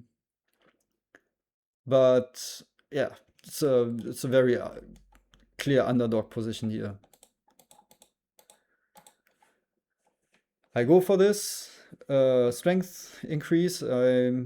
Can actually, I still have this hybrid war. I can actually, yeah, just maybe that has to be my game plan now. Plan to build an actual reasonable strength towards the end of the game. With some Napoleonic's army, and we see the air forces. It is an interesting situation that we are playing a 3-player game now with 3 air forces in the deck, so no one has to bother to spend 3 civil actions for that.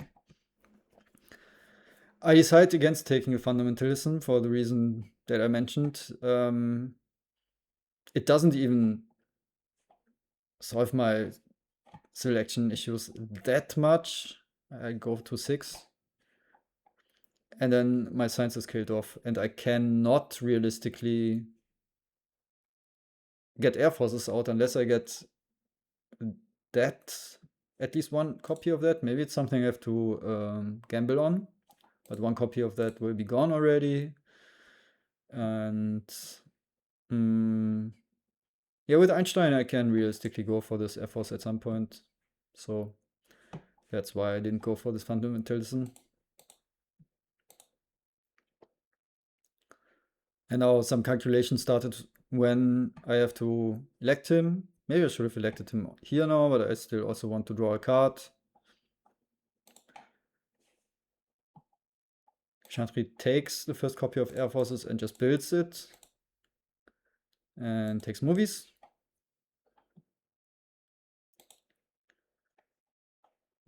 Vavchinec reveals the vast territory, and wins it. That's the one I seeded. Would still been quite nice for me, but nada colonization cards drawn and not willing to bid more than I did. He develops movies, builds a movie, builds another cannon, and does have the fortification, so not the perfect. Or at least after having built so many swordsmen, the defensive army is the better option. But let's say in a vacuum, this is the perfect option for the wall. This wall is giving him 2, 4, 5, 6, 8, 10 extra strength already here. That's some interesting impact from an HA wonder, H1 wonder. Does take the Revenue and Air Forces.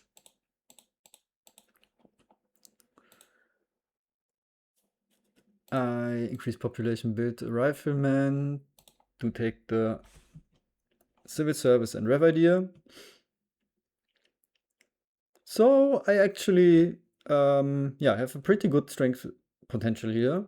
And if someone plays too greedy, I can win a decisive H3 war towards the end actually. And maybe the hybrid was even a nice option because I have pro sports. I can then still build a pro sport. And he already has some strength happiness issues here. He will very likely solve them with the pro sports here, but with the real pro sports. I have team sports. And yeah, he doesn't have any happiness issues. But at this point, I also think, if I can realistically war someone, then it's more likely to be him. And it's more likely to be that maybe he plays a bit too greedy because he still has to be a bit greedy if he wants to win against Vavciniac. So yeah, I was hoping that maybe he doesn't have the best tactic. Maybe he decides a bit too greedily to go for movies now in order to create a situation where he can compete with Vavciniac. That is actually my angle to still end up as a second place here. Or even, I don't know, we see it's all not worlds apart, and in some cases I can actually set up to be well prepared for some impacts still. So, I mean, there exists a universe, I think, where I can still win this culturally, but maybe that's only one of all possible universes out there. But maybe it's this one. Psych. Who knows, huh? Don't count me out when I talk like this. You never know what happens with me. You never know what happens. So, Kushantri builds movies actually. Does play a bit greedily here. Builds 2 movies. Takes multimedia. He doesn't take Fleming. So maybe he can be even more greedy. And actually just take Fleming for 2 instead. Maybe multimedia, military build up. Because like this, Fleming goes his way. And that is insanely good for him, obviously.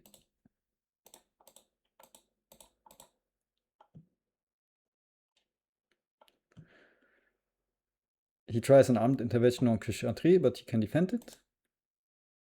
With the legendary mystical colonization cards that I've heard are available in H3. I've never experienced them myself, but they are there. They are out there somewhere. We see more movies, more cannons. Game plan is clear. We see that he actually has some resource struggles. In the sense that, he had... it's not really struggles, but he doesn't have like 20 rocks lying around. He can do everything he wants, but it's also very tightly knit.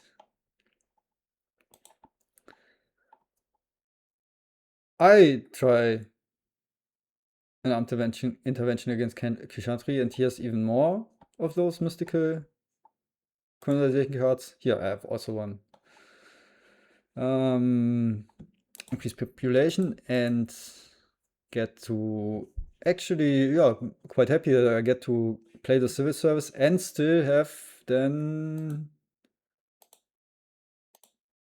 yeah, like this enough science to get air forces out, and like this I threaten a war that is quite annoying at least.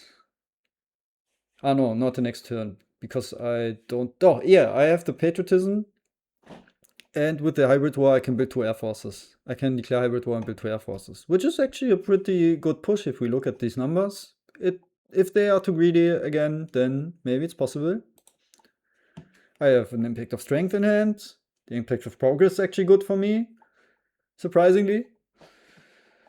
Well, it's like equal right now, but if I get military theory still, then it's actually good for me, so there's some hope. There is definitely some hope. And Kishantri, maybe that is the reason why he decided not to go for this guy, Fleming. And it is that Gandhi was available, and he knew, okay, his only realistic loss condition against me is war, so he waited for the Gandhi. He was certain to get it then. Yeah, unless he plays some weird game where he denies it, but um, that's not realistic. So he got the Gandhi, and that actually kind of kills my war. Also, okay, it literally kills my war option against him right now because I can't declare it if he actually, yeah, he elects him. And yeah, in general, makes it very hard for me to declare war on him. Refugees revealed. Avcinic is the strongest. Kishantri is the weakest. Develops air forces, build air forces, takes reserves, takes Revideer, takes another copy of reserves, increase population, takes EG. He had a lot of rocks now available, and it was a bit of his bottleneck. And now he's set up also, yeah, to build the Wonder and still also be in good shape to defend possible wars. That was also very timely to have 4, 8, 13 rocks just available here. That is not really. It's just, I always think, how is this guy rank 1? It's very easy. Players like this, they summon the cards that they need. You understand? If you see someone, if you see a very good player, it will always happen that if you think, oh, I hope not this, or I hope not that when you play against them, and then always exactly that happens, and that makes a good player. I obviously don't mean to diminish actual strength as a player, because this is something that only appears that way because they put themselves into positions which worse players like me don't even realize is possible, where they maximize so many angles of good things being possible to happen to them that that some good things always happen, you know. That's what makes a very good Through the Ages player, I think, to be always set up in a way where you can really benefit from a lot of things that can happen. And yeah, winning some bets just is part of the game. On this level, no one will win every 4-player game available 10 out of 10 times against players like this. No one. You have to go have some things going for you. But the good players will win more often and will also lose less often, in which I mean is even when they have a bad game, they will find ways to maybe end second and so on. So yeah, I do think also this is then still not over. We have actually still some very interesting decisions to make towards the end of this game. We see that there's 5 cards remaining, and I have the power to not end the age, which I actually definitely want to do, because this means I can get this military theory, develop it, get the Manhattan Project. And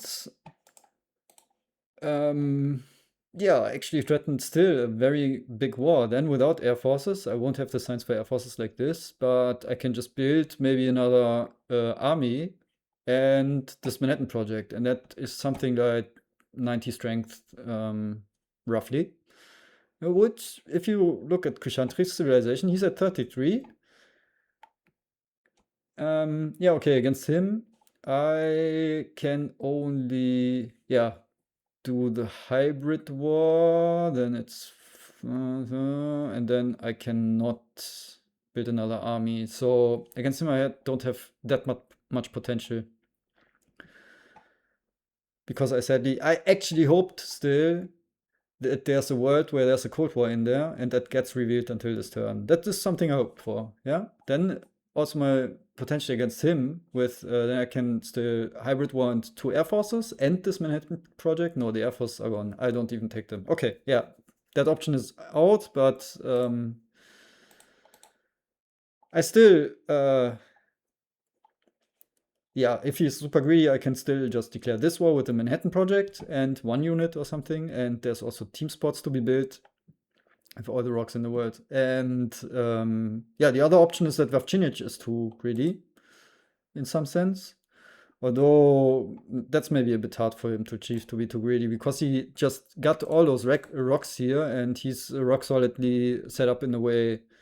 Just with what he already has, he doesn't need anything extra. No extra tactic, no extra anything, and is already in a position where he wins the war if he wants to. But more detail to that soon.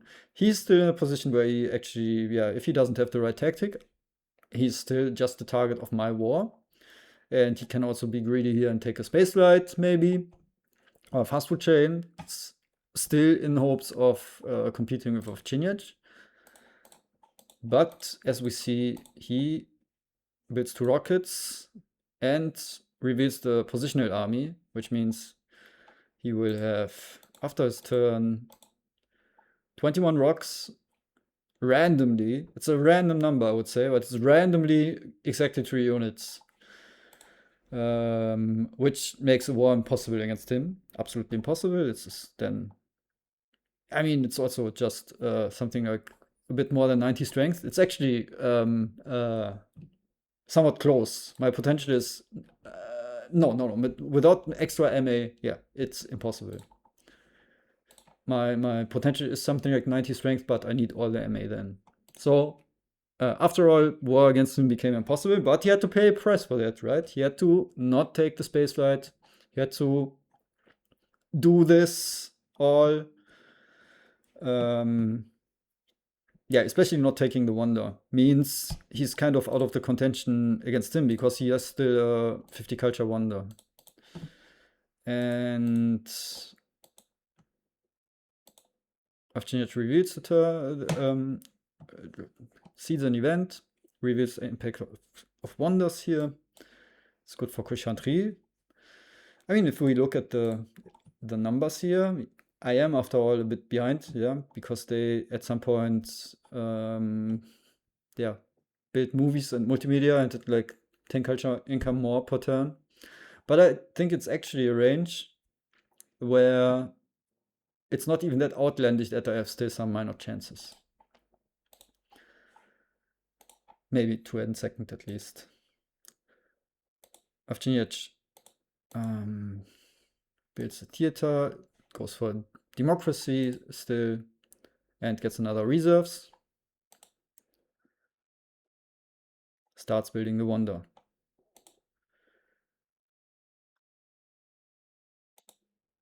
And here we already see what happens, and that is a decision that I didn't make lightly because it's actually in the end a somewhat controversial decision. Some side stories, some Discord gossip. If you are not on the Discord, then you haven't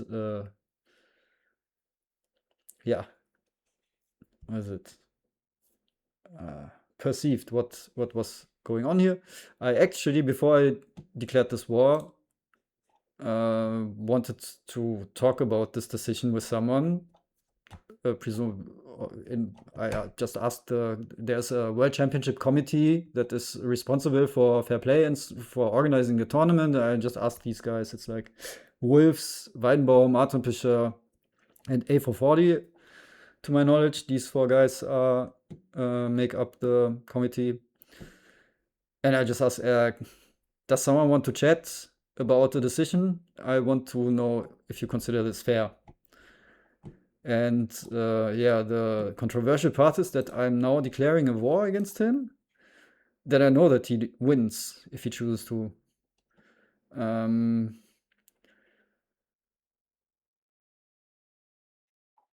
But, or let's precise the argument, like we can look at my strength potential here. My maximum strength is, more is not possible, is 89. And he can easily build 2 air forces, is already 89. And then something. 2 air forces, 14 rocks. He has 9 plus 12, 21 available. So let's say he builds 3 air forces, then he wins 2, 4, 6. Yeah, then he wins even like crazy the war. It's 90, 89, and then 10 again, right? 99? Yeah, something like that. I don't know. I'm so bad on life. It's also always in conflict with my memory because I saved some other number and then I'm calculating here and then it's like, why is that number different? Okay, it should be like 99 maybe, right? If he chooses to defend the war. But the thing is, if this was a one-on-one against him, and if this was like the culture here doesn't matter, yeah. Let's imagine it's a close one-on-one game. That's my best play against him, because the war means he can't finish this wonder. And if I would try a one-on-one game against him, then I would declare this war. Simple as that. Even if he can win it, it means he doesn't build. I don't know. I mean, ultimately, yeah, he can improve it, I think, still to another movie. Then it's 5 times 4. No, it's like, yeah, something, a 40 culture or something. So yeah, making it so that he cannot build this wonder and win the war would be my optimal turn. Definitely. But the other side of the medal is that a player that is by this point realistically out of contention, I will admit that I can sadly not deliver the 1 in a trillion impact row that somehow yeah, lets me not end last tier or 3rd place. At least after all those turns, right? There was still some turns to play, and I think, yeah, maybe some things. Maybe if he doesn't have this tactic, maybe a lot of maybes. Then H3 wouldn't be that lost. But anyway, yes. So I wanted to talk about this, and I asked. I actually talked about this with Weidenbaum, and I actually showed him the game, and he was like, yeah, it's a bit of a gray area whether it's fair to declare this war or not. Because what I do is, I didn't finish that sentence. I am a player out of contention, and I declare a potentially losing war on another player, potentially influencing their standings. Which I myself considered super unfair a few years ago. I actually I had a discussion with a friend of mine that this is obviously unfair play. So, mea culpa, I was wrong. Because I would argue it is the fair play. And yeah, there was some back and forth then. Weidenbaum agreed with me, but then I don't want to go into too much detail, but somehow the committee made this ruling that I shouldn't do it, but then I already did it because I also asked these guys and they said, yeah, the war sounds fair. And then I already did it, and it was like almost like a trial on the Discord, so with a list of things that I did right or wrong Yeah, which is a little weird, but um, yeah, I'm now convinced I was wrong back then. Yeah, Long, if you watch this, or actually I just sent that to you. I was wrong. Sorry. You are right. I know it feels good to hear that, right? It is the fairest approach. If everyone, even out of contention, it's now my conviction, which might, of course, also be wrong. But now I'm old and wiser, so it has to be truer. That everyone tries to just, yeah, play their best turns. And my best turn, maximizing some sort of metric against these players, is to declare this war. So after all, yeah, I also asked these guys. I am convinced that it's the fairest play, and so I did that. And Krishantri plays reserves. He's now free to do whatever he wants, but he was not able, because of my setup, to take this wonder. And yeah, maybe just one side argument. If you can argue, um, yeah, it gets complicated. It gets a little messy if we take other approaches like than what I just said with maximizing the best turns. Then he can start to, yeah, be more greedy, and then like in hindsight say, yeah, you weren't allowed to war me anyway, so what is it? Build 3 movies, build 3 multimedia. It's yeah, it's very, very solid civilization here. God, look at this. Look at this beauty of a civilization. There's an impact of culture, which I actually seeded at the beginning of the term, hoping of H3, hoping that I might win that. Yeah, yeah. These questions get already questionable, right? Was I allowed to seed that or not? Was I out of contention already? It's blurry. It's all blurry. But this is something here. He didn't need H2. He didn't even really need H1. What happened? What happened here? He didn't have H1, he didn't have H2, and he said, okay, H3, I start to play the game. And then he played. Oh my god. That is crazy. Yeah, and if maybe civil action situation is a bit different, if maybe a timing is a bit different, then he's the guy with the Hollywood here, maybe. So, um, like this, he's at 159, and now it's interesting, or it's actually super clear what he does. He doesn't, isn't able to defend the war and win and finish the wonder. So he finishes the wonder. I mean, I knew that even if he finishes the wonder, it will be close, but he can't win it. So he still loses the war. 84 to 89 is at 191 before the war, but still 184 after the war. So there's a gap of 30 culture more or less between them, and I'm very far behind. But yeah, I mean, I'm not that bad set up with impacts. It's now like a 60 culture gap towards him, and we can check out. I don't really have a meaningful turn here at the end. Do just some small optimizations, and we can see this is a 60 culture gap, and there's a balance, a variety, 2020, 20. What was the balance? Sorry, I clicked that too early. Balance was 868. No one wanted to see that. There is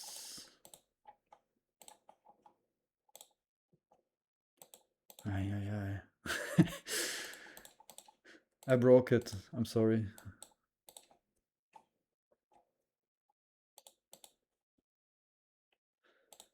What? Where did I land here? Don't remind me of these things. What is this?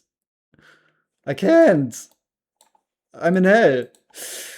Oh. Last turn of the next game. How did that turn out? No, not but okay, that's actually fine now. I can also load the game because it also shows the end here. Yeah. Progress 6, 12, 20. So balance is 8, 8, 6. Variety is 20, 20, and 20 is always 20. Variety is always 20.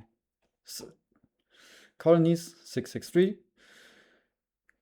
Strength, 7014. And government, 20, 17, and 18. So in the end, it's more of a 50 culture gap. And between is also 40, yeah, 44 culture. And the game was then also not influenced by my decision, the outcome. And yeah, some final words to this. I don't know. I think it was, after all, even though yet now, even though it seemed like the results were a bit obvious going into H3, and even though they are, I think there were some interesting considerations still happening in H3. This game felt very interesting to play, honestly, even from my perspective. Didn't feel as pleasant, maybe, but interesting decisions, definitely. And I mean, I get this 1 point. Again, or maybe to state it explicitly, again, once, or how can I say it? Yeah, Dantes, I don't think I want to raise any like offense against him, any Vorwürfe. My brain is at its limits, and the translator mode's not, I don't know the word that I'm searching here in English. Accusations of him like having influenced this game unfairly or something. Definitely not. If it sounded at some point like that, it was more of my frustration speaking. Some games are like this. You can't do anything sometimes in the 4-player games. So that's a sad ending for him. Yeah, maybe slight spoiler for the other 4-player game. I think he definitely could redeem himself in that game. The game is far from, I don't know, like even on the last turn, I have no idea who wins. I think there's many things still possible. So in that game, you will have a true 4-player game until the end, which will be until the end truly spannend, tense. It's not the right word. Damn it! See you guys. This was the first one.